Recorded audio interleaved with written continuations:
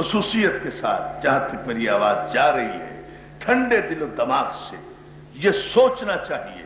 ایک عجیب سا سوال کر رہا ہوں اس مجلس میں، اور وہ سوال یہ ہے کہ مجھے صرف اتنا بتاؤ کہ بعد وفات پیغمبر شہزادی کونین کو کون سا ایسا دکھ تھا کہ 6 مہینے تک شہزادی دائیں ہاتھ سے تسبیح نہیں پڑھ سکی؟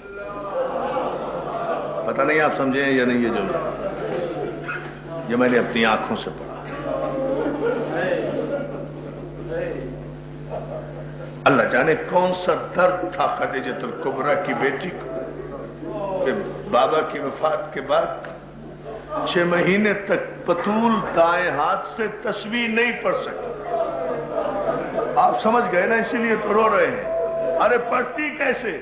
دایاں ہاتھ تو ہمیشہ زخمی پہلو پر رہتا تھا، ایک لمحے کو بھی ہاتھ اٹھاتی تھی تو زخم مٹی سے اڑتی.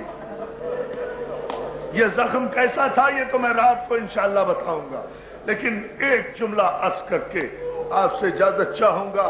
مولا آپ کو سلامت رکھے، آپ کی اس مجلس کو اور اس خدمت کو قبول کرے. عزیزان محترم ذرا غور تو فرمائیے نا، اللہ جانے کون سا دکھ تھا.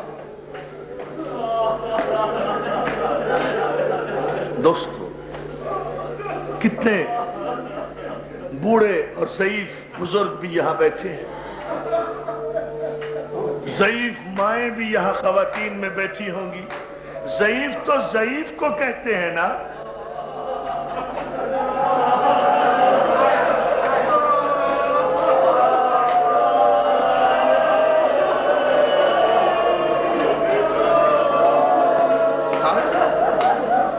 ضعیف تو ضعیف کو کہتے ہیں نا.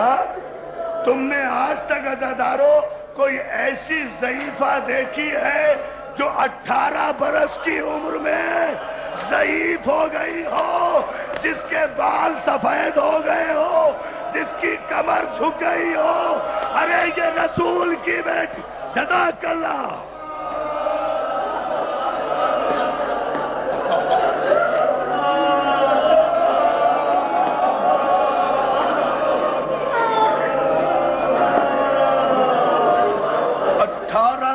کی عمر میں کیا یہ اسی خاندان کا ورثہ رہ گیا تھا؟ کیا اسی خاندان کی بیٹیاں اسی لیے پیدا ہوئی تھی کہ کسی کو بچپن میں ضعیف کر دو، کسی کو جوانی میں ضعیف کر دو؟ ارے 2 ہی کمریں جھکی ہیں. عزادارو 18 برس میں فاطمہ زہرا کی کمر جھک گئی تھی، اور 6 برس کی عمر میں اکبر کے انتظار میں فاطمہ صغریٰ کی کمر جھک گئی تھی. عصا کا سہارا.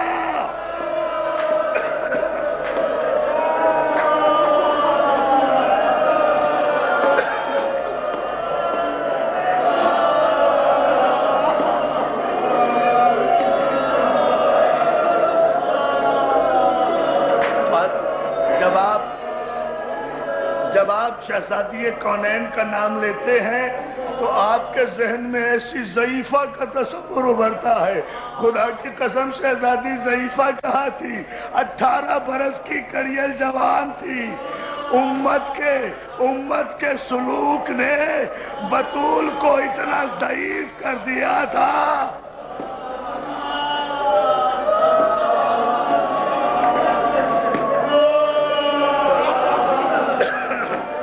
بڑا اچھا سلوک کیا، پھر بھی ہم سے کہتے ہو ہم روتے کیوں ہیں؟ شہادت تفصیل سے رات میں پڑھوں گا، یہ جملہ سن لو، رونے کے لیے بہت کافی ہے. دوستو اس گھرانے کی 2 فاطمہ، ایک ایک جملہ دونوں کے لیے کہتا ہوں. بڑا اچھا سلوک کیا اس امت نے دوستو فاطمہ زہرا کے ساتھ، رسول کی بیٹی کے ساتھ اتنا اچھا سلوک کیا ہے کہ باپ کی وفات کے بعد 90 دن سے زیادہ زندہ نہیں رہی. اور میں تمہیں ایک بات کہہ کے مجلس ختم کر رہا ہوں. دوستو کربلا میں کوئی نئی بات نہیں ہوئی، کربلا میں کوئی نیا ظلم نہیں ہوا. جو کچھ مدینے میں ہو چکا تھا وہی کربلا میں ہوا. ایک ظلم مجھے کوئی ثابت نہیں کر سکتا کہ کوئی نیا ظلم کربلا میں ہوا ہو.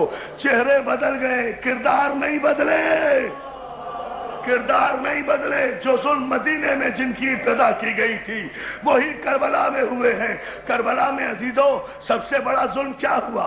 سب سے بڑا ظلم کربلا میں یہی ہوا نا کہ خیمے جلے. کربلا میں خیمے جلے، مدینے میں بطول کا دروازہ نہیں جلا. اچھا، کربلا میں سب سے بڑا ظلم یہ ہوا نا کہ زینب و کلثوم دربار میں گئی تو مدینے میں بطول دربار میں نہیں.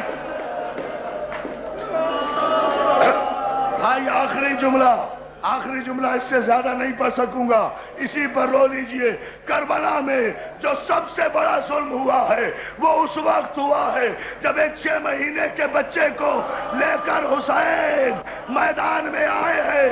حرملا نے کمان پہ تیر چڑھایا، تیر کو کھینچا، اصغر کی گردن میں لگا، باپ کے بازو کو زخمی کر گیا.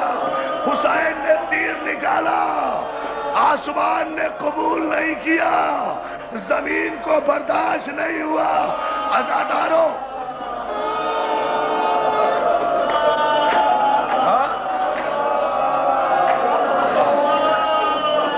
کربلا میں سب سے بڑا ظلم یہی ہوا نا کہ اصغر کے خون کو آسمان نے بھی قبول نہیں کیا، زمین نے بھی برداشت نہیں کیا. تو یہ کوئی نیا ظلم تو نہیں ہوا. ارے اصغر نے دنیا میں آ کر 6 مہینے تک ماں کی آغوش کی گرمی تو دیکھی. ہائے فاطمہ کا محسن جو دنیا میں آنے سے پہلے شہید ہو گیا.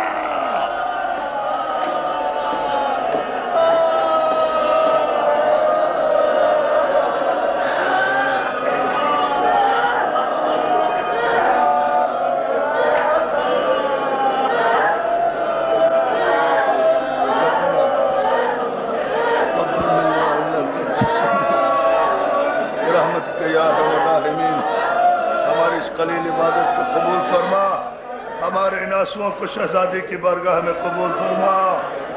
یا رسول اللہ آپ کی بیٹی کے ماتمدار آئے ہیں، یا رسول اللہ آپ کے جگر گوشے کے عزادار آئے ہیں. مومنین و مومنات حاجت مند ہیں، مولا ان کی حاجتوں کو پورا فرما. کوئی غم نہ دے سوائے غم حسین کے تاجر.